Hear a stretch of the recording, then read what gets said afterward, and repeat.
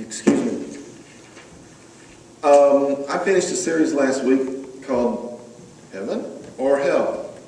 Would you turn off, sweetheart? That's okay. These lights are good.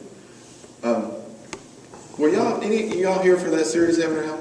Mm-hmm. Did anybody get anything out of it? Yes. Okay. If you did, and you want to hear it again, or you want to buy it and pass it on to somebody else, let me remind you of something. You can pre-buy things, pre-publish buy things and save some money. When that CD box set is finished and labeled and fancy and put in a book and published, that's going to be like $25, I think, $25, $30. You could buy it today before it's published for $15. That's how it always is. You see those CDs back there? They go through, because you guys hear the message, but then when all the CDs have to get re-recorded and cut and labeled and boxed and published, the price goes up. So when the Heaven or Hell series comes out, it's going to be $25, $30, but you could pre-buy it before it's published today for $15 if you want it. Say something before you leave. I'm trying to save you some money. You ought to be investing in yourself. Thank you for that overwhelming amen. You ought to be investing some of the Word of God in you besides just Sunday mornings. You ought to be listening to CDs, not just of me, but of whoever. I would recommend Dr. Jim Richards, Jesse Duplantis. Anybody ever heard of Andrew Womack? Oh, did I tell you that they will be sending a camera crew here in the middle of November to make a video of us? Yeah. I would encourage you to be listening to some CDs. And listen while you're driving down the road. You know, it's better than just listening to some junk radio to get some more word in you. Or whatever. Invest in yourselves. All right. Well, today, because Halloween is coming this month, I don't know if I'm starting a new series or if what I talk to you about today is going to be the one and only day. I don't know. Haven't decided that yet. We'll just see how today gets out. I want to talk to you about, ready? The curse. The curse. How did it start? We're going to be all over the Bible. Let's start in Genesis chapter 3. The curse. All right.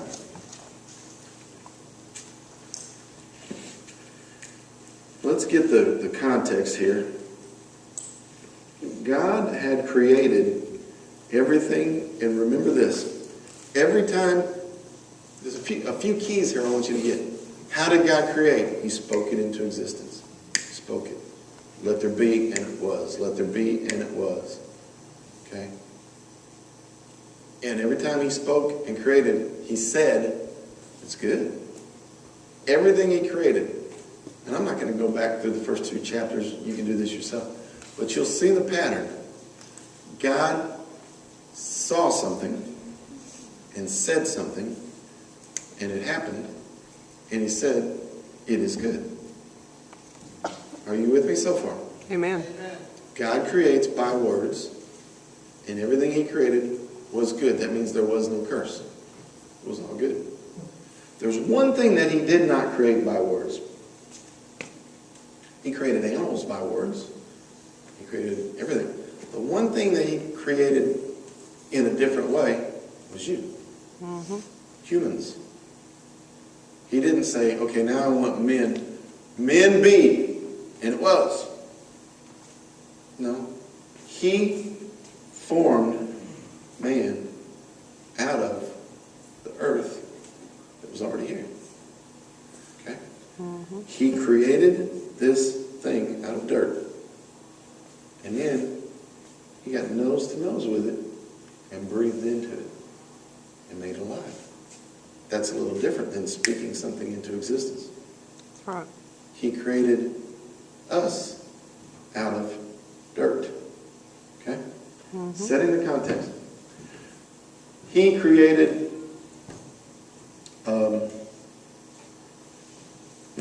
one of the things he created was beasts of the field. Okay, I'm back in chapter 2 for a second. Cattle, beasts of the field, birds of the sky. God created all these things by speaking them into existence. And then they had no names. They were just stuff. And then after he created Adam and gave Adam the authority over the planet, one of the first chores he gave Adam was, I'm going to bring all these animals in front of you, Adam, and you name them. Because Adam, you're the man. This is your place. Adam, I'm not just giving you authority over this place. You're made out of this place. Mm-hmm. You're made of earth. You're going to rule it. And your first job is, I'm going to bring all these animals in front of you, Adam. You name them. Okay? One of the things he named all of them. Could you imagine? That would be kind of funny. Him standing there going, hippopotamus. Whatever. Possum? Boy, y'all are in a weird mood today. Am I going to just be the only one? Am I going to have to laugh at myself? Bring me a mirror, would you? Laughing at myself. Bring me. Boy, this is a tough crowd. So anyway, know this. One of the beasts of the field, which was very much like a cow or a cattle, he named, and guess what he named it? He named it serpent. It was not a snake. It was a beast of the field, and Adam named it serpent. Are y'all caught up? Amen. Amen. Okay. Thank you. Now, again, I don't want to be long-winded in this context, but I've got to get you established.